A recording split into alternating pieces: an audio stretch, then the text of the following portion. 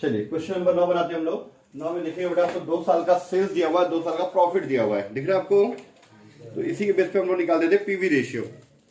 ठीक है, तो पीवी रेशियो का फॉर्मूला, अगर आपको 2 साल का प्रॉफिट दिया हुआ है और 2 साल का सेल्स दिया हुआ है, तब इस फॉर्मूले से आप लोग पीवी रेशियो निकाल सकते हैं, प्रॉफिट वॉल्यूम रेशियो। ठीक है, तो इधर देखना बेटा, आप लोग इसको मैं मिटाऊंगा नहीं, लिख लो आप लोग अच्छे से बाद में। ठीक है, तो 2 साल का प्रॉफिट मतलब जब ने 10 लाख का सामान बेचा था, 10 लाख रुपए का, तब आपने 1 लाख रुपए प्रॉफिट कमाया था।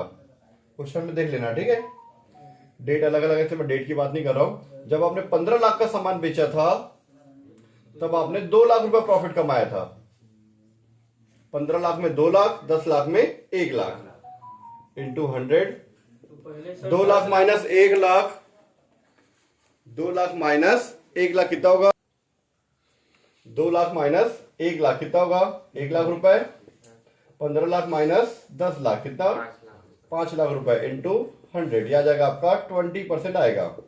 1 लाख को आप 5 लाख से डिवाइड कर दो, आपका आ जाएगा 20%। ठीक है, आपको क्या चाहिए? Break even point. Break even point का फॉर्मूला मैंने क्या बताया आपको? रुपए में भी निकालना है, सिर्फ रुपए में निकालना है।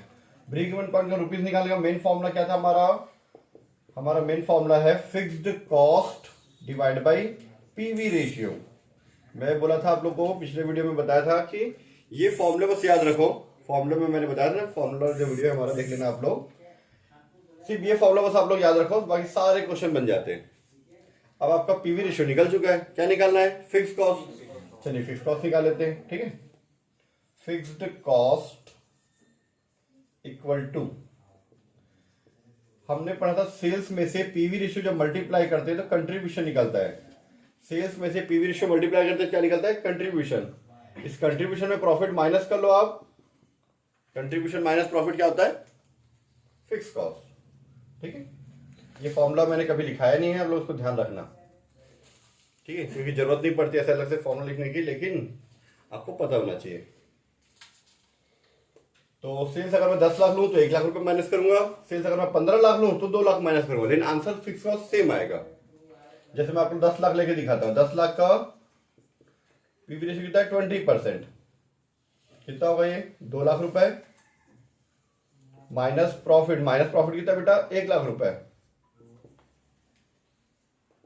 या क्या? 1 लाख रुपए हमारा फिक्स कॉस्ट। ऐसे ही मैं 15 लाख का, इस 15 लाख का मैं 20% निकालूं तो आएगा 3 लाख। 3 लाख में अगर मैं 2 लाख रुपए प्रॉफिट माइनस कर दूं, 15 लाख में 2 लाख, ऐसे 2 लाख माइनस कर दूं तो 1 लाख रुपए मेरा फिक्स कॉस्ट आ जाएगा। मतलब कोई सा भी अमाउंट लूं, ये वाला सेल्स दूंगा तो ये वाला प्रॉफिट माइनस करूंगा, ये वाला सेल्स दूं तो ये वाला प्रॉफिट माइनस करूंगा, फिक्स कॉस्ट मेरा सेम आ रहा है। अब आपका फिक्स कॉस्ट भी निकल गया, पीवी रेशियो भी निकल गया, तो आप ब्रेक इवन पॉइंट तो आसानी से निकाल सकते हो। ब्रेक इवन पॉइंट रुपीज में निकालने का फॉर्मूला तो आपको पता ही है। ठीक है, चलिए break even point is equal to fix cost divide by profit volume ratio, PV ratio into 100। Fix cost हमारा 1 लाख रुपए, पीवी रेशियो 20%। 1 लाख डिवाइड बाय 20 इंटू 100 करते हैं। देखिए आंसर कितना आ रहा है यार? आपका 5 लाख रुपए आ रहा है। आप लोग कैलकुलेटर यूज कर सकते हो। 5 लाख रुपए आपका आंसर आ गया। आपको रुपीज में निकालने वाला था, निकल गया। ठीक है, चलिए अब क्वेश्चन नंबर 10 देख लेते हैं हम लोग।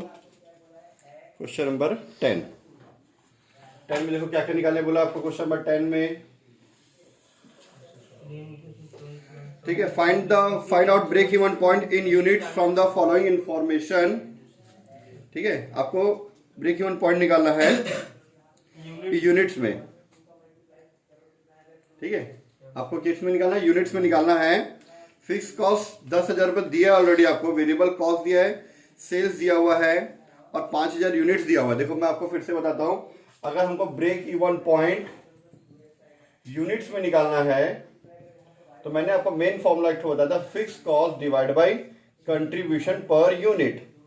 ये फॉर्मूला फिक्स कॉस्ट आपको दिया है, ये निकालना है बस। ठीक है, कंट्रीब्यूशन पर यूनिट जो दिखा हुआ भी है ना, break even point is equal to fix cost divide by contribution per unit. तो कंट्रीब्यूशन पर यूनिट निकालने के लिए, इसको निकालने के लिए आपको पता होना चाहिए सेलिंग प्राइस पर यूनिट और वेरिएबल कॉस्ट पर यूनिट। इसमें इसको माइनस करेंगे तो आपको दिया सेल्स कितना है पूरा रुपीज में, ये रुपीज में दिया हुआ है। वेरिएबल कॉस्ट भी आपको रुपीस में दिया हुआ है, तो हमको पर यूनिट में पहले बदल लेते हैं। पहले इसको पर यूनिट में चेंज करेंगे और चेंज करने के बाद एक दूसरे को माइनस कर देंगे तो कंट्रीब्यूशन पर यूनिट आ जाएगा। ठीक है, तो आपको देखो बेटा सेल्स दिया हुआ है 50,000 रुपए। आपने 50,000 रुपए का सामान बेचा, ध्यान से सुनना मेरी बात, 50,000 का आपने सामान बेचा रुपए में, और यूनिट कितना बेचा आपने 5,000 यूनिट, मतलब 5,000 यूनिट को आपने 50,000 में सेल किया है। 5,000 यूनिट को आपने 50,000 रुपए में सेल किया। ठीक है, तो आ जाएगा सेलिंग प्राइस पर यूनिट। कैसे निकला बेटा आपका, sales minus unit sold, units sold, आ जाएगा। इसको से डिवाइड कर दो, कितना आएगा ₹10। ठीक है, 50,000 डिवाइड बाई ये 50,000 रुपए है और ये 5,000 यूनिट्स है। वैसे ही वेरिएबल कॉस्ट पर यूनिट कैसे निकलेगा, जो भी पूरा आपका वेरिएबल कॉस्ट है, देखो वेरिएबल कॉस्ट कितना है, मेरे ख्याल से 30,000 दिया हुआ है। वेरिएबल कॉस्ट हमारा है 30,000 रुपए। इस 30,000 को डिवाइड कर दो आप 5,000 यूनिट से। ठीक है, यूनिट सोल्ड या यूनिट प्रोड्यूस्ड जो दिया उसको ले लो यूनिट को। ठीक है, चलिए वेरिएबल कॉस्ट आपको दिया है 30,000 रुपए। इस 30,000 का जो वेरिएबल कॉस्ट है उसको बना है ना, कितने था, कितने यूनिट का, ये 5,000 यूनिट्स का है। 5,000 यूनिट और ये रुपए में डिवाइड कर जाएगा ₹6। ये वेरिएबल कॉस्ट आ गया हमारा 6। अब ये सेलिंग प्राइस पर यूनिट आ गया आपका 10 रुपए,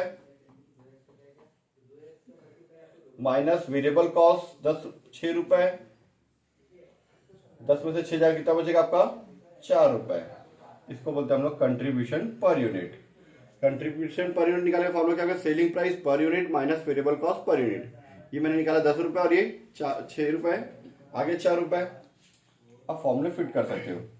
कंट्रीब्यूशन पर यूनिट कितना निकाले हम लोग, 4 रुपए। 10 माइनस 6 निकाले, कितना आ गया 4 रुपीज। अब फिक्स कॉस्ट कितना दिया आपको, 10,000 रुपए दिया हुआ है। फिक्स्ड कॉस्ट 10,000 रुपए। इस 10,000 को मैं 4 से अगर डिवाइड कर दूं तो मेरा 2,500 यूनिट आ जाएगा, 2,500 यूनिट। 2,500 यूनिट्स हमारा आंसर आ गया ब्रेक इवन पॉइंट यूनिट्स का। एक रुपीज में निकालने का था और एक यूनिट में निकालने का था। ये 9 और 10 हमारा कंप्लीट हो गया।